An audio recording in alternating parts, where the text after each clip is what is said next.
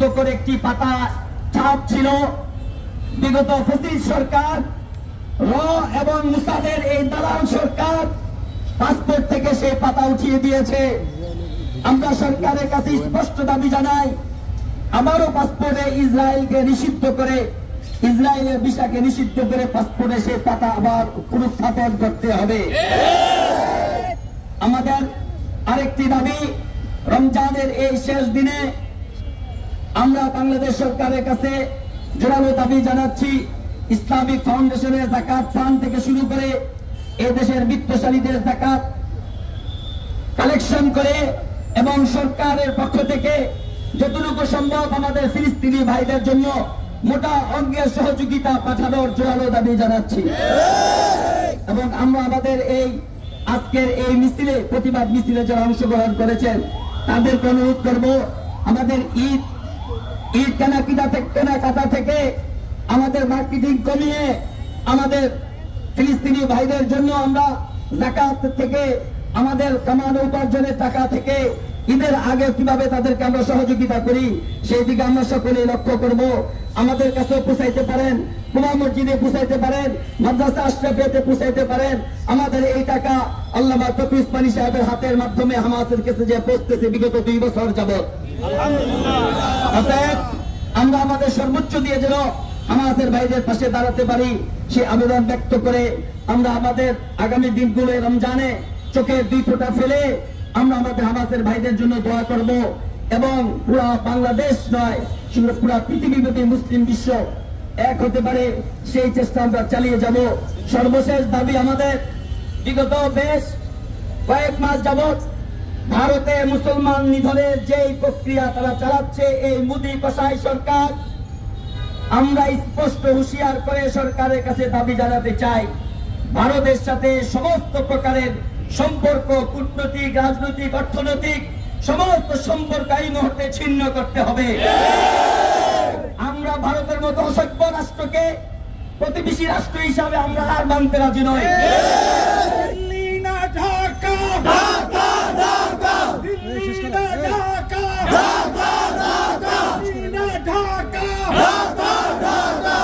প্রধান উপদেষ্টার ভাষায় আমরা স্পষ্ট ঘোষণা দিতে চাই, ভারত যদি তার রাষ্ট্রে মুসলিম নিধন বন্ধ না করে, বাংলাদেশের বিরুদ্ধে ষড়যন্ত্র বন্ধ না করে, আমরা গজবতুল হিন্দের স্লোগান নিয়ে প্রথম 7 খ্রিস্টান আমরা স্বাধীন করব।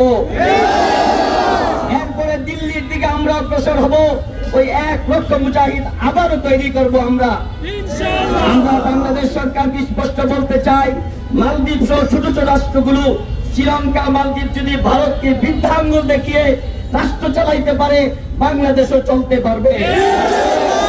অতএব সর্বশেষ আরেকটি দাবি হেফাজত ইসলামের পক্ষ থেকে আমরা উত্থাপন করতে চাই, বিগত 16 বছর যারা ভারতীয় আধিপত্যবাদকে, ভারতীয় সংস্কৃতিকে এই দেশে প্রতিষ্ঠিত করার জন্য দেশ ইসলামকে বিকিয়ে দিয়েছিল, সেই আওয়ামী লীগকে নিষিদ্ধ করতে হবে। শুধু ছাত্রলীগ নয়, আওয়ামী লীগের সমস্ত অঙ্গ সংগঠন এই দেশে নিষিদ্ধ ঘোষণা করে। আজকে যারা এখানে অংশগ্রহণ করেছেন, রোজা রেখে এত কষ্ট করেছেন, 1 নম্বর দাবি। 2 নম্বর, আমরা দীর্ঘদিন যাবত দেখে আসছি গাজাবাসী এবং হামাসবাসী একা লড়তেছে, রক্ত ঝরাইতেছে।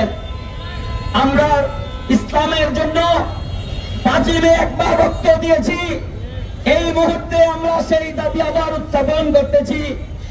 বর্তমান সরকার যেন 1 লক্ষ হেফাজত কর্মী, নেতা কর্মীকে আমাদেরকে গাজা পৌঁছার অনুমতি প্রদান করেন। এতদিন যাবৎ গাজাবাসী রক্ত দিয়েছে, আমরা বাংলাদেশের মুসলমানরা দেখিয়ে দিতে চাই, বদরের চেতনায়, বদর দিবসে যারা আমাদের ভাইদেরকে শহীদ করেছে, আমরা বদরের চেতনায় আবারও সেই কুফরি শক্তির সাথে মোকাবেলা করে ইয়াউমুল ফুরকান বিজয়ের দিন ছিনিয়ে আনতে চাই।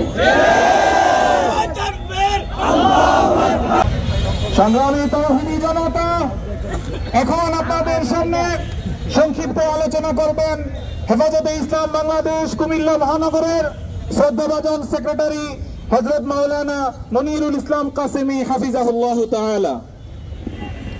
নাহমাদুহু ওয়া নুসাল্লি আলা রাসূলিল কারীম, আম্মা বাদ। সর্বস্তরের তৌহিদি জনতা, হেফাজতে ইসলাম বাংলাদেশের পক্ষ থেকে, কুমিল্লাবাসীর পক্ষ থেকে আমরা যেই বিক্ষোভ মিছিল করেছি এবং প্রতিবাদ করেছি, এটা আমাদের ইমানি দায়িত্ব ছিল। কোরআনে কারিমে আল্লাহ রাব্বুল আলামিন বলেছেন, ওয়ালা তাজিদান্না আশাদ্দান নাসি আদাওয়াতাল লিল্লাযিনা আমানু ওয়াল্লাযিনা আশরাকু। অতএব কারণে সেই ইহুদ এবং যারা নাকি পৌত্তলিক তথা বিধর্মী মুশরিক, তারা সকলেই মুসলমানদের চরম শত্রু। আমরা মুসলমানদের যদি কিছু সাহায্য করতে চাই, এই মুহূর্তে আমাদের কাছে যেটা করণীয় সেটা হলো ইহুদি এবং ভারতীয় পণ্যকে বর্জন করা। আমি সকল উপস্থিতির কাছে এই কথা জানতে চাই যে আমরা সেই ইসরায়েলি এবং ভারতীয় পণ্য বর্জন করার জন্য প্রস্তুত আছি কি? আল্লাহ তাআলা আমাদের সকলকে তৌফিক দেন। ইসরায়েলি পণ্য বয়কট, বয়কট। ভারতীয় পণ্য বয়কট, বয়কট। ইসরায়েলি পণ্য বয়কট, বয়কট।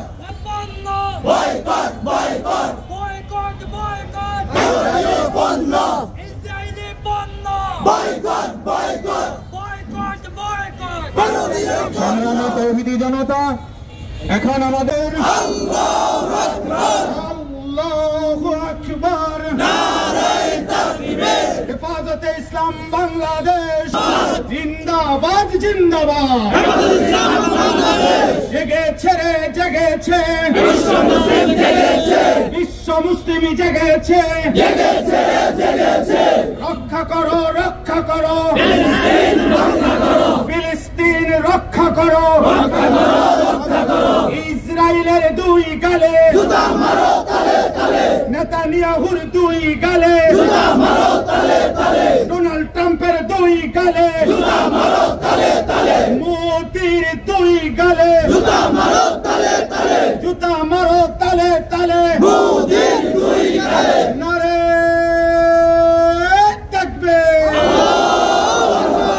নারায়ে তাকবীর। আল্লাহু আকবার। জিলানী সাহেব এগিয়ে চলো, আমরা আছি তোমার সাথে, আল্লাহ আছে তোমার সাথে। জিলানী সাহেব এগিয়ে চলো। আয়না 47,000 ফিলিস্তিনবাসী, গাজাবাসীর শাহাদাতের নজরানা আমরা দেখেছি, যার মধ্যে 13,000 শিশু রয়েছে।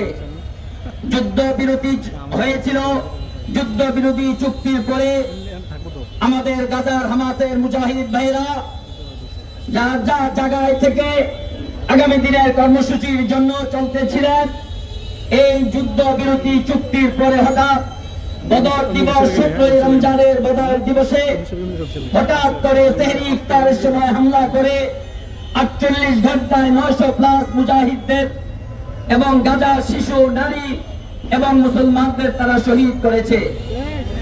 এরপরে